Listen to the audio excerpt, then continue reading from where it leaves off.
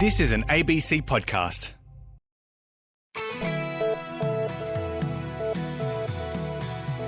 You're listening to The Country Hour on ABC Radio South Australia and Broken Hill. Hi, welcome to The Country Hour this Friday afternoon. I'm Cassie Huff. After a wet week in some parts of the state, it's looking like it'll open up to a fine weekend across much of South Australia. Soon I'll have Dr. Naomi Benger on from the Bureau of Meteorology, do a bit of a crystal ball gaze and see what the climate could do for the next 3 months. Hopefully there's some more rain on the way, especially for parts of the state that are still just limping by on minimal rainfall. I'll also have some news out of China that could brighten the day for any restockers who have bought cattle at these high prices. It seems the pig herd there is still under a lot of pressure. In the last few weeks, we've gone from a disease liquidation to an economic liquidation, where it is simply so unprofitable for these particularly small operators in China to produce pigs that they're exiting the industry in droves. I'll have more on the pig sell-off in China and what it could mean for Australian beef producers next. But there's been so much talk about proposed amendments to the Murray-Darling Basin Plan this week. And with all the political chaos that ensued, you might have missed the news that the main bit of legislation that these amendments were attached to has now passed. Now, the passage of the Inspector General of Water Compliance Bill made it through Parliament. And Minister for Resources, Water and Northern Australia, Keith Pitt, says that this marks a significant milestone for the Coalition's delivery of the Murray-Darling Basin Plan, and it means that this top cop role for the basin is now in place. There's been much made of this role. Minister Pitt says that this new legislation will strengthen compliance and enforce powers in the Murray-Darling Basin by creating new water theft and illegal water trading offences and penalties. And the stiff penalties and criminal and civil offences regulated under the bill will create real deterrence around water theft and illegal water trading offences, and obviously give communities the assurance that they need on the water management in the basin. So that largely slipped past a lot of people, given there were some other developments and movements in Parliament regarding water this week, with the National Party making some moves there. But the main piece of legislation that sort of brought all this about has actually made it through the Parliament. So the top cop on the beat, which Troy Grant has been acting in that position, is now finalised with the passage of that bill. Now, as I was saying just a little bit before, the Argentinian government has lifted a 30-day ban on beef exports, but it's capped exports at 50% of last year's levels. At the same time, hog prices in China have collapsed. Now, according to meat and livestock analyst Simon Quilty, the two global factors could play into the hands of Australian exporters. Mr. Quilty says the hog sell-off in China indicates widespread culling because of a second strain of the African swine fever. Hog prices in the last few weeks have literally collapsed in China.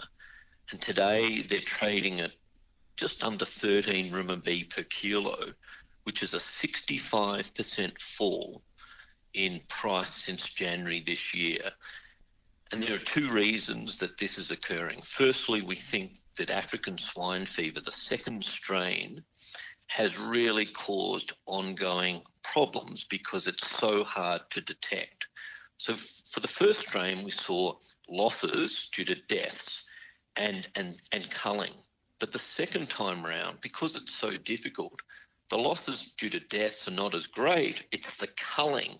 It's the enormous removal out of the herds of pigs that have or believe to have the disease that's led to this enormous liquidation that we're seeing. And so that's the first factor. The second factor is that in the last few weeks, we've gone from a disease liquidation to an economic liquidation, where it is simply so unprofitable for these particularly small operators in China to produce pigs that they're exiting the industry in droves. So what's happened is what we call the rush to the door.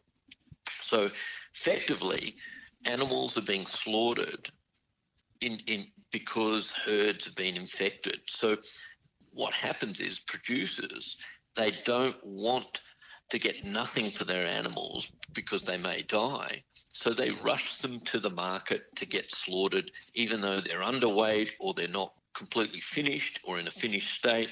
So the net effect is this oversupply happens as the market panics and rushes to the door. So I guess that's what happens in the short term, but eventually won't China again return to a lack of pork supply? You bet. That is 100% right, Angus. That China will be in deficit again and expect a rebound here in the market at some point. So we've gone from a disease liquidation to an economic liquidation, and the net effect is you're going to have an enormous imbalance in protein supply and pork production in China over the next coming months.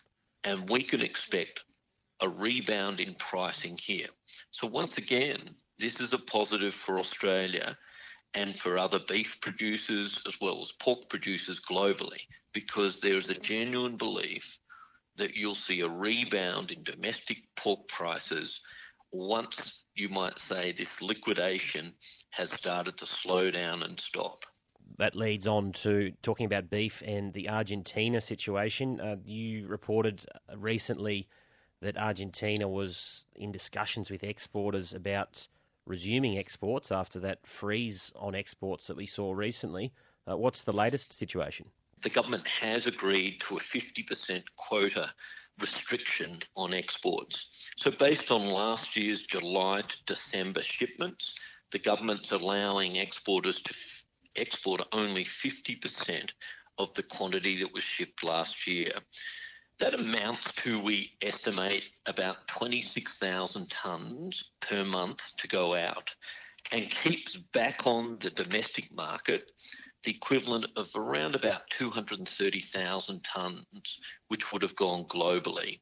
So effectively, the market globally is now less 230,000 tonnes this year than what it was last year.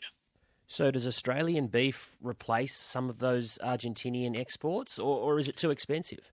I think what's happened is that due to African swine fever since 2018, when it first came, there's no doubt that beef has stepped up and become an important part of the Chinese diet. So we've effectively seen, it is a status symbol, and we've seen the Chinese almost have this love affair with beef.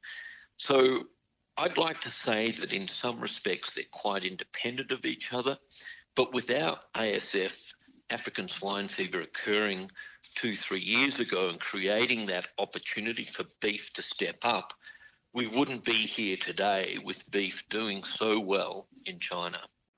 Meat and livestock analyst Simon Quilty speaking to Angus Verley. Now, it's one thing to try and get a COVID vaccination when you live in Adelaide or a major town like Mount Gambier or Port Augusta or somewhere like that. But it's another thing when you live 1,000 kilometres from the capital city. So over the next 2 weeks, the Royal Flying Doctors Service will be doing a special COVID vaccination run to 16 remote locations across the state. Regional South Australians over the age of 16 are eligible, so you can book in by calling 1-800-592-372. But Natalie Szabo is the Executive General Manager of Health Services Development for the Royal Flying Doctors Service in its central operations. She's got some more details for you. Good afternoon. Hi, Cassie. Thanks for your time. So, as I was saying, it's one thing to try and get a vaccination in a city, but just what are some of the logistics that are going into the Royal Flying Doctors' delivery of the COVID vaccination to remote Australia? Certainly. It's what we usually do for a lot of our service provision. We call it our bush run. We provide regular clinical services across north and western South Australia to provide primary healthcare services. So we've really just replicated what we do most weeks here in SA, and what we're running is special COVID vaccination clinics. So on the day that we show up next week, it is purely to receive your Pfizer vaccination for those who want to avail themselves to that opportunity. So it's just Pfizer you're taking, not AstraZeneca? That's correct. So all of remote South Australia are that we're in terms of the service provision that we're doing from an RSDS point of view is with Pfizer only. It keeps it simple, and it means we're only dealing with one vaccine at a time. It's the vaccine, though, that has to be kept at colder temperatures. How do you go about doing that when you've got to take it out on a plane? Yeah, well, very cleverly. So we have a portable deep freeze. It's located at our base in Port Augusta. Pfizer arrangements fairly recently did change where it can be held defrosted in an equivalent of a refrigerator for 31 days. So that probably has eased some of the logistics that were more difficult at the beginning of the Pfizer rollout. So what we do is we defrost what we need for the week, and that will be coming out with us on our trip next week and being held at a normal refrigerator temperature, sort of 3 to 8 degrees. And you've got a fairly busy week in front of you. Where will the Flying Doctor service be going? Okay, so on Monday, June 28, we'll be over at Nullarbor and also at Hilltibber. And so we're using a hub and spoke approach where people in that vicinity have been advised of the ability to come to those locations, make a booking and get their vaccination. On Tuesday, around Glendambo, Kingunya, and then across to Commonwealth Hill and Mount Eva. So quite a lot of kilometres under our belt. So you can appreciate we're dropping in and then we fly out and we go on to our next destination. And I guess that's what the Royal Flying Doctor are very adept at, being able to do what we call our pop-up clinics and do that as safely as you would in any clinic here in Adelaide. On Wednesday, we're at William Creek and up in the far north at Marla. Thursday, across to Clifton Hills, Mungarani, and across to Arkaroola and Murnapowie, which is another station. And then on Friday, we are at Lyndhurst and Blinman. And then the following week, we'll go back out on Tuesday and Wednesday on July 6th and 7th in Maree, because that's a larger community. And Wednesday, Thursday and Friday, July 7th to 9th, will be in Oodnadatta, again, a larger community. So how much interest have you seen from these remote locations? We were wanting to vaccinate about, I think 1,200 or so total count for adults who are eligible. But at this stage, clearly we haven't had that many people enrol. And so we would like to encourage those who haven't made a booking to take the opportunity to ring our 1-800 number. So that's 1-800-592-372. We certainly still have plenty of room to take more bookings. There is still some vaccine hesitancy in the community. And certainly we understand that Pfizer, has a better tolerance for many people. So we encourage you to give us a call and have a conversation if you're feeling concerned in any way, shape or form. And with the Pfizer vaccine, you have to get it twice. So I'm imagining the Flying Doctor is going to have to go out and do this again in, another 2 weeks or so? It's 3 weeks. So yes, we will, at the time you make your booking for your first vaccine, you are in actual fact going to get your second vaccine appointment as well. And so most people have been able to work that through and I guess make sure they're around to have us come and visit them again and get that second shot. And that is certainly what's recommended, that you get maximum benefit from the two shots. So yeah, we're really encouraging our community in the outback of SA to take up this opportunity. We've worked really hard with the local community representatives who have made their properties available to assist us in setting up. We're not doing this out the back of the plane. We are availing ourselves to local communities and station amenity, and people have, agreed to do that. And so we'd really like to maximise, the community's take-up of the service. So get on that 1-800-592-372 booking line and make your appointment is probably what I need to say. And I know the Royal Flying Doctor Service was contracted by the government to do this. So will there be a cost for anyone? Absolutely not. On the day, it's completely free, and other than your identification, really, you just show up, you will be fine. It's not every day that you get the opportunity to get a vaccination when you live 700-800 kilometres from Adelaide, so it's perhaps more convenient than other ways of getting it. So I'm sure people will be interested in taking it up. Thanks so much for your time today. My pleasure. Natalie Szabo, the Executive General Manager for Health Services Development for the RFDS Central Operations. And as she said there, to book, you can call 1-800-592-372 this week to confirm your appointment. It's coming up to 12:20. Is the winter weather driving you indoors? Then maybe it's the perfect time to complete some projects about the house. I'm Deb Tribe. Tomorrow morning, builder carpenter Rose Squire will give you the confidence to get started and overcome the hurdles to complete the job like a pro. Her topic this week is hinges. So tomorrow morning, get unhinged with Rose and me here on ABC South Australia and Broken Hill. You're listening to Cassie Huff on ABC Radio South Australia and Broken Hill. Well, at the start of winter, the Bureau of Meteorology was forecasting an average to wetter than average season for much of South Australia, but a lot of that rain would actually fall in June by the sounds of things. Now, as we've seen, we're nearly at the end of June, and there have been some regular falls across much of the agricultural area. Some parts are still limping by on some rather small totals. So to see whether this rainfall will continue or taper off towards the end of winter, Bureau of Meteorology Senior Climatologist Dr. Naomi Benja can explain more. Good afternoon. Good afternoon. So it's been a while since we've had a wet winter. Is it on the cards? It certainly looks like it at the moment. The climatic drivers are set up to really deliver extra moisture to our region and to Australia generally. There are a few competing features though, so we need to make sure we're keeping an eye on all of them and how they progress throughout winter. So the big drivers are obviously the two big oceans on either side of the country. So start with the the Indian Ocean dipole. It's the big one that's affecting things at the moment. What's it doing? Absolutely. That one's negative at the moment, and we've had 5 consecutive weeks of a negative Indian Ocean dipole. Usually we declare an event after there's been 8 consecutive weeks in the negative range, and the forecast certainly does look to sustain those negative values. So we can expect extra moisture to come in from the Indian Ocean, even as that event is still in its early phase, the development, and it's not quite an event yet. We can still see the impact of that extra moisture in the atmosphere.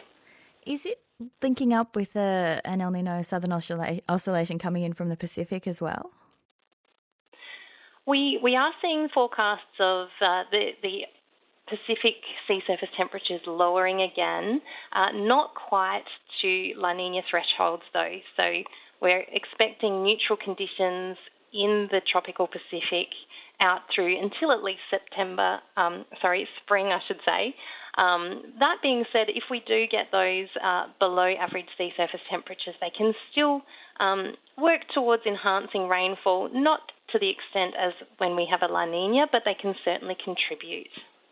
I've been watching these rain bands come across though, and there's a lot of moisture rain falling in the Bight and sort of slipping south of South Australia. Is that going to keep happening?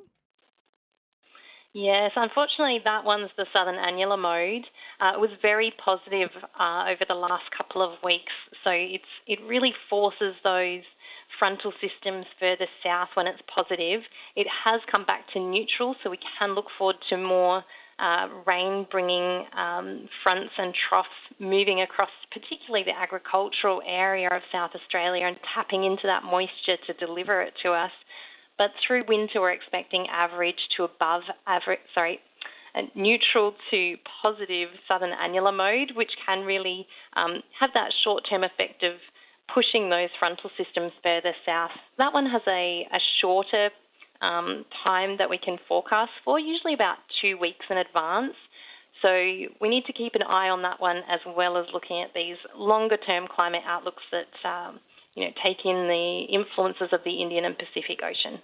It looks like, though, August is a little drier. What's going to happen for the next couple of months?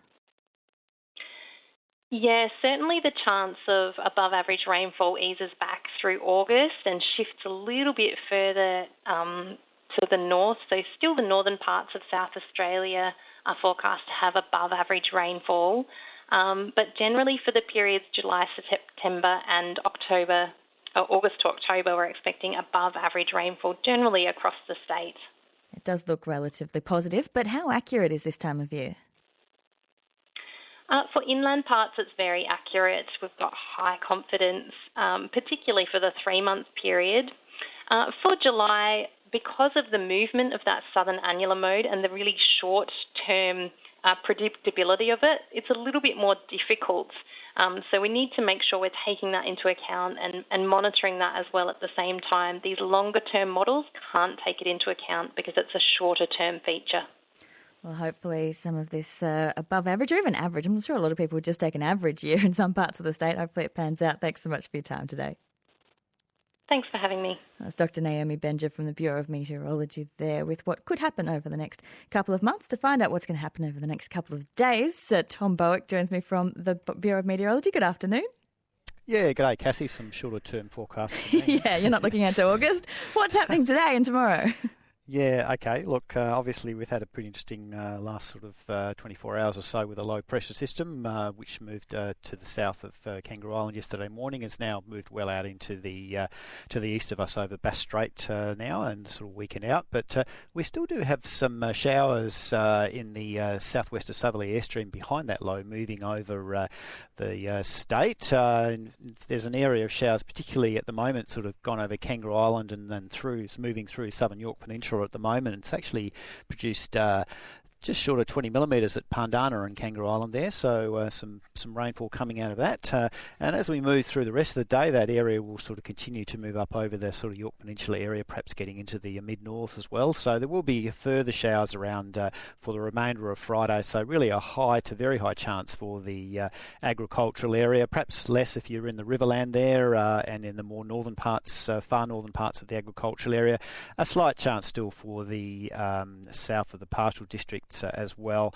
And moving into Saturday, then we do come under the influence of a high pressure system moving over the north of the state. So showers will be decreasing. So really just a slight to medium chance of showers, mainly for the southern agricultural area, perhaps getting into those northern parts of the mid-north ranges and southern Flinders there. There is a frontal system, however, moving up from the south later. It's a pretty weak front, but nevertheless, I see some showers increasing in about the sort of southern coasts and the sort of lower southeast district for later on Saturday. That weak front then moves further north on Sunday. Still only mostly affecting the southeast districts, perhaps the southern Mount Lofty ranges and the remainder of the southern coast, where there's probably still those areas a high to very high chance of showers. Further to the north, really for the agricultural area, mostly even the southern agricultural area, a sort of slight to medium chance of showers through those parts. Then as we move into next week, a dry period coming up actually, so winds are going to be northerly on Monday and Tuesday, and generally dry conditions expected, perhaps some cold mornings there and generally mild days for the Monday-Tuesday period. Then as we move into the middle to later part of the week, there is a frontal system going to be moving into the west of the state on Wednesday. See some showers developing again, so it'll be gradually extending from the west there, so really sort of a medium to high chance of showers coming in from the west, probably not reaching the eastern parts till later, late evening even. So Thursday, Friday then to follow, looking at a generally sort of high chance of showers for the agricultural area and a slight chance of showers for the south of the pastoral districts, sort of in the wake of that front. There'll be still a continuing southwesterly airstream. Now, just looking at some of the rainfall totals from around about now till midnight on Tuesday, just less than a millimetre for the far south of the pastoral districts and the Riverland. We're up to 1 to 2 millimetres for the northern agricultural area, but reaching sort of 2 to 10 millimetres over the ranges in the mid-north and the southern Flinders, and probably also the York Peninsula with that showers moving up there at the moment. We've got 5 to 10 millimetres generally for the southern agricultural area, some possible falls of 10 to 15 millimetres for the Mount Lofty ranges, southern Kangaroo Island, the lower southeast district and the remaining parts near the southern coast there. So it's back to you, Cassie. Thanks so much for that, Tom. Bit of dry weather coming for the weekend. In the far west of New South Wales, the upper western also going to be partly cloudy, not much rain around there. Overnight temperatures are going to fall to about 5 degrees, with the daytime temperatures reaching between 14 to 17 degrees. The lower western will be partly cloudy as well. There's a slight chance of a shower in the northeast, though. Overnight temperatures there will fall to around 6 degrees, but the daytime temperatures will reach about 14 degrees. Still to come come on the Country Hour. We're going to be talking flies. It's coming up to 12:30. You're listening to The Country Hour. For more stories from across the country, go to abc.net.au/rural. On ABC Radio Adelaide, South Australia and Broken Hill, this is Cassie Huff. Hi, I am Cassie Huff. Happy Friday. It's great to have your company. It's the end of the financial year, so have you been able to nab some bargains? Maybe you've bought a couch or some machinery parts, something that's had to come in on a ship. Have you found you've had a pretty long wait time to receive these goods? You can call or text me. You can call me on 1300 222 891, or you can phone, or you can text 0467 922 891. I'd be interested to know what your experience has been, because with the skyrocketing demand for consumer goods at the moment, whether it's COVID or end of financial year or all sorts of things, so driving it to, it's meant that there's a shortage of shipping containers globally, and I'm going to have more on that soon. Also, flies are having to work quite hard in South Australia at the moment. You might have heard about the plan for Kangaroo Island to release sterile blowflies there. Now, scientists are revisiting some research on the York and Eyre Peninsula to see if flies can also help control snails. So that means, like, at some sites, there's something there that the fly can be pretty good at its job. So if you look at those sites, they are the ones that have more flowering plants. So a new, takeaway from the research that was done years ago that perhaps could see these flies help control snails on farmers' property. Snails are a pretty big problem. I'll get into that in the next half hour. We have to find out what's making news, though, first of all, with Wendy Glamochek. Good afternoon. Good afternoon, Cassie. In the news this hour, people who live or work in 4 Sydney local government areas, including the CBD, will go into lockdown after New South Wales recorded 22 new locally acquired cases of COVID-19 today. The affected areas are Waverley, Woollahra, Randwick and the City of Sydney. The federal government's decided to build a quarantine facility on Commonwealth land at Mickleham, north of Melbourne. The Prime Minister says it will have an initial 1,000 bed capacity, but it will open when the first 500 beds are available. The business sector in Adelaide says an $800,000 campaign to bring people back to the city centre is critical to overcoming the fallout from COVID-19. It's estimated the number of people working in or visiting the CBD is only at 70% of pre-COVID levels, with many city businesses struggling to survive. The campaign starts with an East End street party tonight and will also see similar events every Friday in September. And the British government intends to relax pandemic travel restrictions and allow people who are fully vaccinated to go abroad without having to self-isolate on their return. More ABC News at 1 o'clock. Thanks, Wendy. Now, Australia might be in the middle of a tectonic plate, but Broken Hill and Silverton residents have reported waking up to an earthquake just after 4 o'clock this morning. 3.6 magnitude tremor hit about 50 kilometres north of Broken Hill at about 4 a.m, as I said. Both major mining companies in Broken Hill reported no damage, fortunately, this morning. Sam Maiden, though, from Mount Gibbs Station, says she thinks the epicentre was right near her homestead, and she told her experience to Andrew Schmidt. Yeah, Vic and I just had the same conversation. I just sort of looked at the maps myself, and I thought, well, it's got to be pretty close to where we are, yeah. Around 4 a.m. 4 a.m. Central Standard Time, Sam?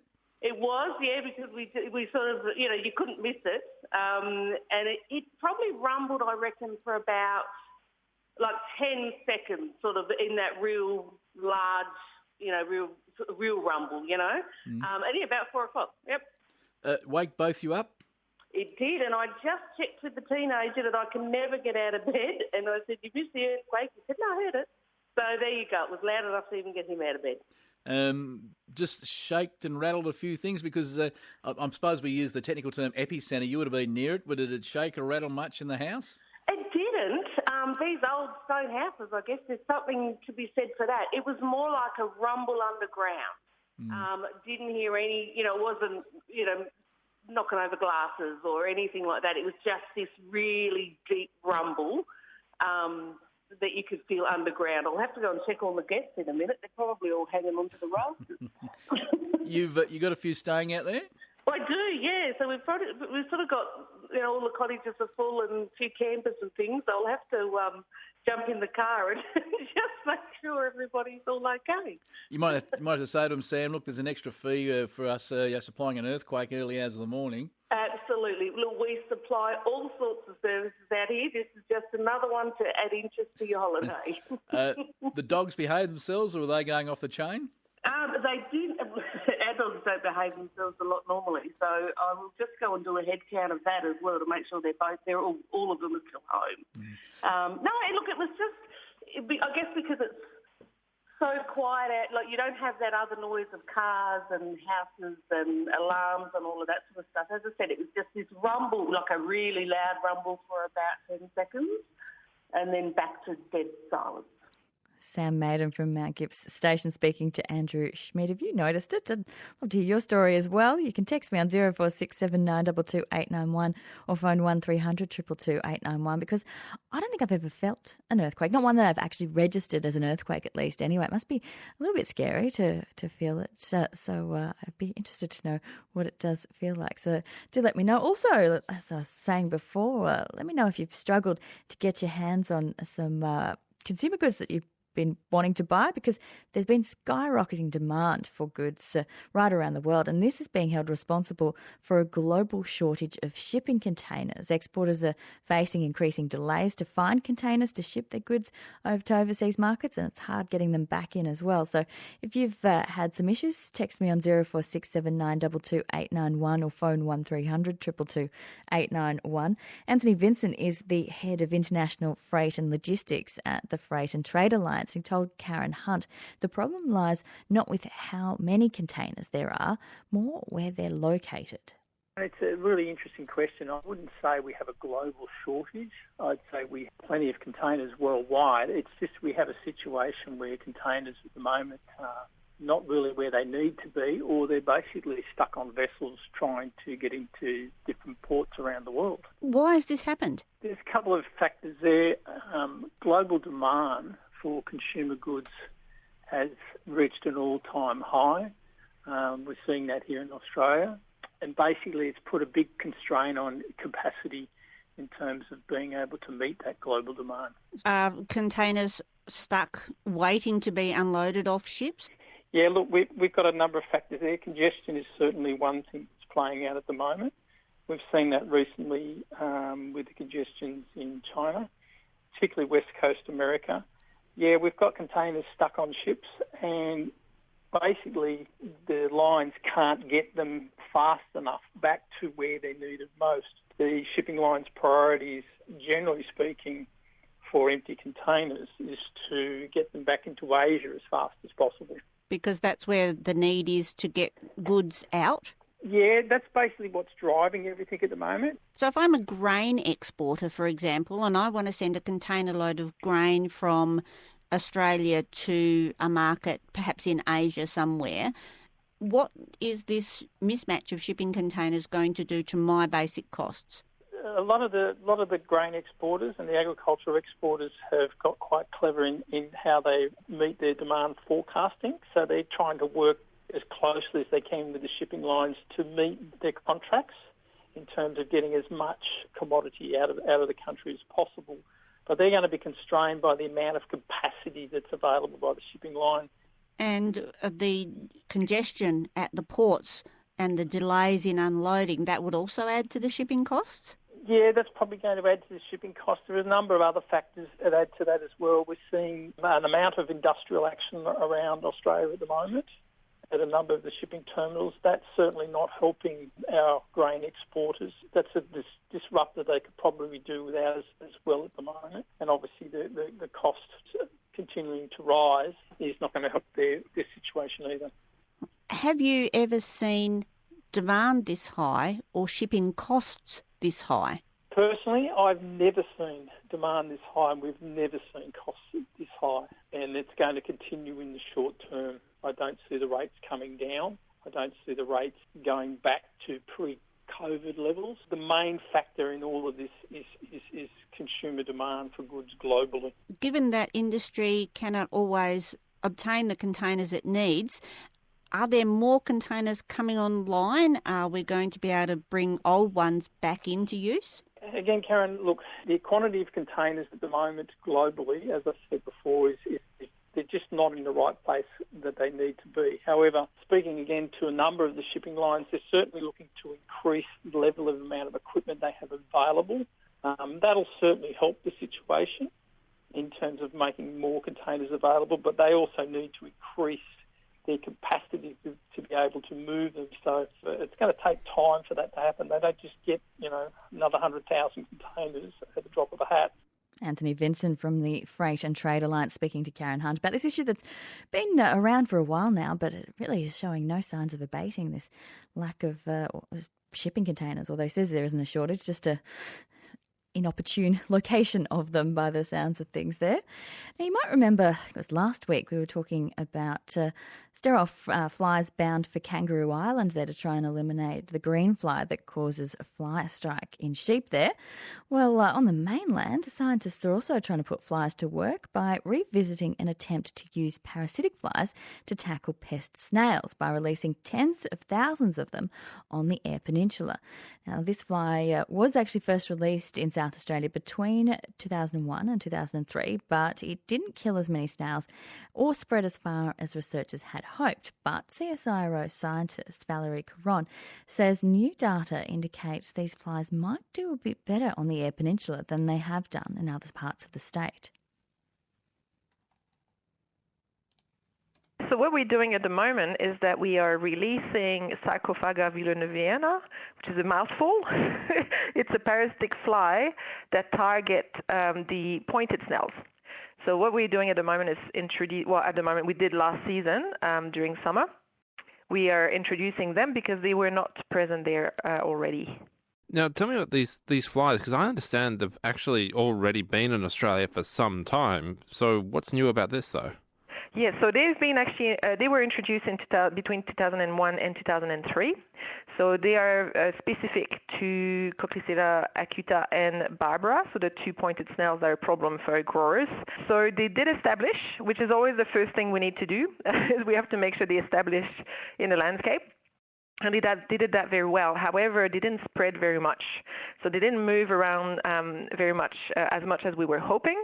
And the parasitization level, like the number of snails they killed, was a bit lower than we thought and we were hoping.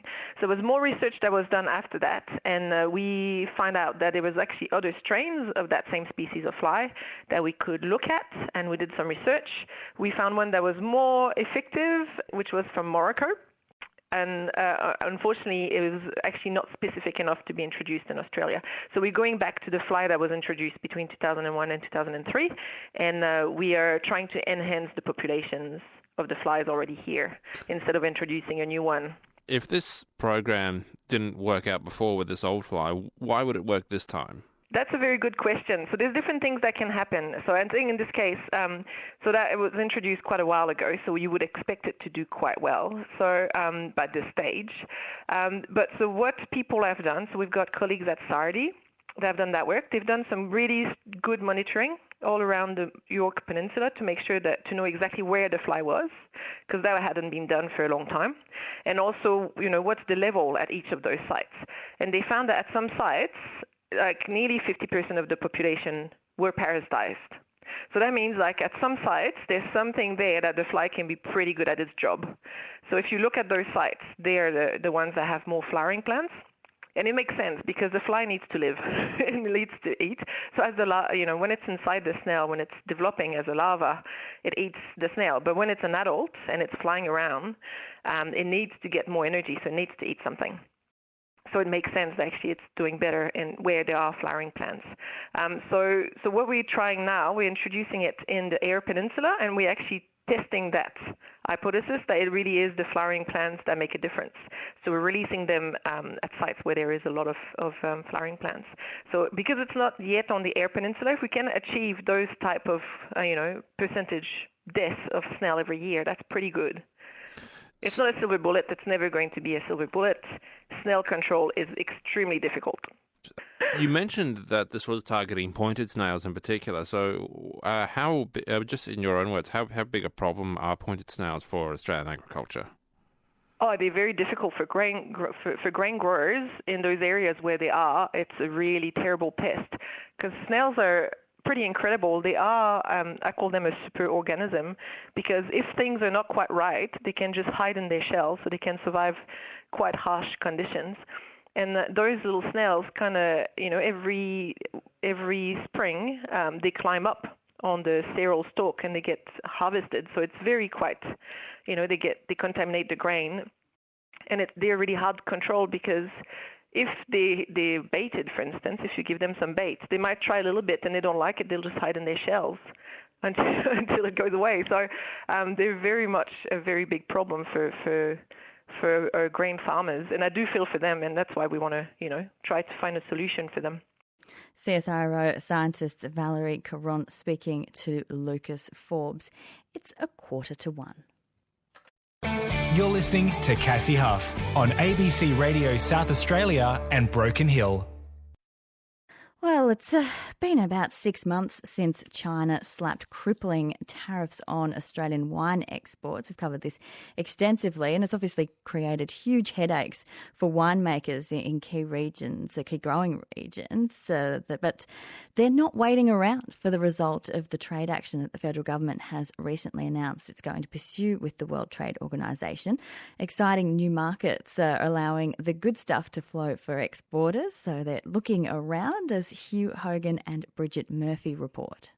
A good Aussie drop. It's renowned the world over, and our sales overseas are typically quite lucrative. But one export market that was once king to many wine-growing regions has completely dried up: China. The tariffs have essentially closed the market, so there's been virtually no exports. It's dropped from what would have been about 325 million in the last 4 months to 10 million. That's Chief Executive of Australian Grape and Wine, Tony Badaline, speaking with ABC Rural's Hugh Hogan. So that just shows the impact it's had on the industry as a whole. So the export industry's really been struggling around to find new markets. Where are those new markets? So we're looking at the UK, so it's grown about 30% in the last 3 months. It's now our biggest market, about $460 million worth. But Southeast Asia and Northeast Asia, so South Korea is really going well. It's cranking along. Vietnam, Thailand, the United States and Canada are also big prospective markets. So we're making inroads in a lot of areas. Despite the stresses with a key market, growers aren't waiting around for trade action from the Australian government. In Orange, in the central west of New South Wales, Ross Hill Wines owner James Robson told Hugh he has had to seek new markets after losing 85% of his exports overnight. We've been exporting to 4 or 5 countries for the last decade or so. Before the tariffs, how much of your wine was going over to China? So we were 20% of export of our total production, and probably 85% was going to China.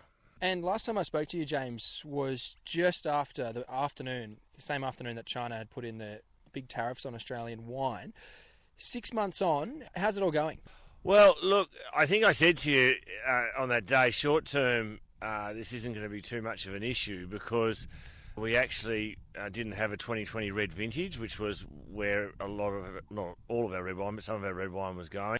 From an export point of view, we're not even close to replacing what we were doing in China, but we are starting to see some really good opportunities come up. So the best one so far has been the UK. We've sent our first shipment over, though small. That's in the UK now and in market. And the guys who we're working with over there have now said that they're now working on a second shipment. So that's actually quite quick timing. Is that since this new free trade deal, or is that before that? It started before that, bubbled along, but a couple of things happened in the UK. One was the Brexit thing a little bit. The English have always liked Australian wines, but I don't know. But I do know that Australian wine sales in the UK have absolutely gone through the roof. In the Hunter Valley of New South Wales, it's stalling tourism from overseas buyers visiting the vineyard that makes their favourite drop, which has been the key impact.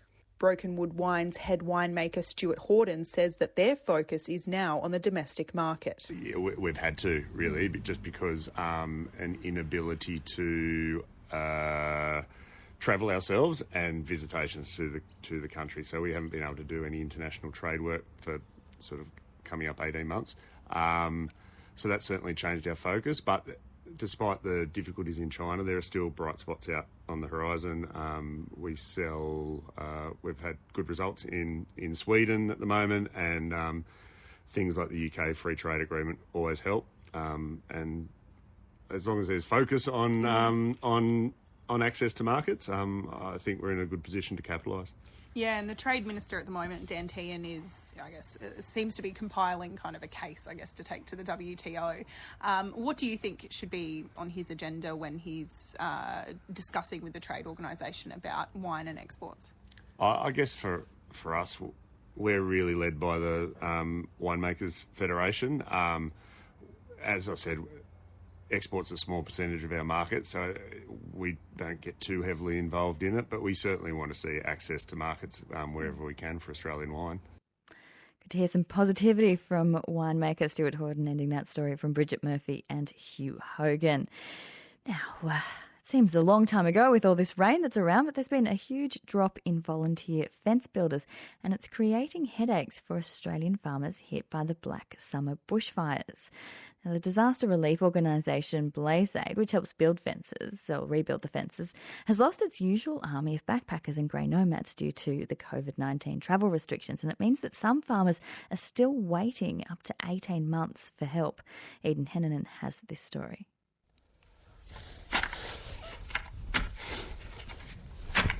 Just run a line straight across. In the Black Summer bushfires in 2019, New South Wales farmer Guy Trezise lost everything on his property in Verona. In the Black Summer bushfires, New Year's Eve, we woke up around midnight, 1 o'clock in the morning, and the mountain was on fire, and so we all evacuated. We just couldn't fight it, and came back 2 days later, and everything was destroyed. We lost the house, we lost all the fencing, we lost all of the vines, we lost the dairy shed with all the winery equipment in it.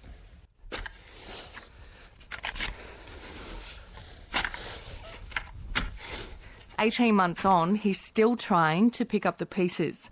Rebuilding his fences using a contractor would cost him $60,000. It's money he doesn't have, so he's doing it himself. We've basically had to slow things down to be able to re-fence to keep stock out and our stock in. But it would probably take 2 or 3 years to complete on my own. And because there's other competing priorities as well, so we've got a vineyard to replant, so we have trellising and everything to redo on that. So we've got to get things done in stages. And he says fencing insurance was too expensive to purchase. Most of the small landholders here don't have their fences insured. So it's a very expensive business replacing fencing. The premiums cost, it virtually doubles our premiums just to add a fence to it.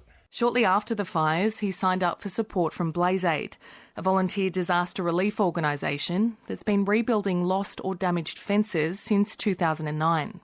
But BlazeAid founder Kevin Butler says COVID-19 travel restrictions have had a huge impact on volunteer numbers, leaving many farmers like Mr Trezise without support. There's fencing laying on the ground everywhere that has not been rebuilt. There's farmers who've they're slugging along with their wives, with their children, often alone, trying to rebuild. It takes them up to 10 times longer by themselves because they've got to walk back and forwards, and it's like building a house by yourself. You need help to lift up the rafters and so on. They'll be at it forever unless they get the help. Kevin Butler, who is based in Kilmore in central Victoria, was named Farming Legend of the Year, but it comes at a tough time for BlazeAid. Last year, up to 43 base camps were established to help with the Black Summer bushfire cleanup. But with the loss of help from backpackers and grey nomads during COVID-19, only 12 camps remain. We are desperately needing volunteers, right throughout our BlazeAid camps. And in fact, in 2 of our BlazeAid base camps, we've had to have the coordinators not only run the BlazeAid base camp, but go out there and fence because we just haven't had the numbers. But Guy Trezise is hopeful he'll see the bright face of BlazeAid on his property soon. They are doing a tremendous job around the place. Whether we get them in here or not a big issue, but they're an organisation and they're a group of people that are really doing some real good stuff around the country. Verona farmer Guy Trezise sending that story from Eden Hennanen. Finally today, maybe on the weekend, you're going to have some avocado on toast. I know a lot of you enjoy a good avo, and it seems avocado growers have long been the envy of Australian horticulture. It's enjoyed the rare trifecta of increasing prices, consumption and production in many years now. But is the green bubble about to burst? One of Australia's longest and largest independent growers thinks it is, with increasing amounts of fruit coming onto the market. Dennis Howe grows avocados on Queensland's Atherton tableland and says it's the Hass variety that is the most oversupplied. Look, we're mainly shepherds, which fits that late February through to end of April market. I don't think it's particularly oversupplied yet, not to the extent that Hass is. It's got a fairly small growing area. Shepherds are definitely going to come under more pressure, hopefully not to the extent that Hass do. But Dennis, how you grow and market a wide range of commodities, you'd have to agree what's happened in avocados has really surpassed any other commodity in terms of growth of production, right alongside increased consumption and prices. Ever see it getting back to that? Personally, no. No, I think look, you can never say never. I don't think we're going to see a repeat of, say, 2014 to 2020. That was 7 really excellent years. And shepherds reflect that. Back in 2014, I think average price we got for shepherds was $35, and we thought then that was the one-in-a-lifetime return. Next year was even better at $37, and it's been hovering above $30 until this year, where average price dropped to that $28. So, no, it's certainly been and that's what's driven the increase in production. Howe Farms is a big farmer. Also, you've just made an enormous investment in your multi-million-dollar state-of-the-art packing shed geared to avocados. I mean, you have any regrets about such an investment when the shine does seem to be coming off the avo? Oh, not really. Look, we could have coped with our old packing equipment, particularly last year when the crop was small. This year may have been a struggle because we had to get it off in a very short period of time.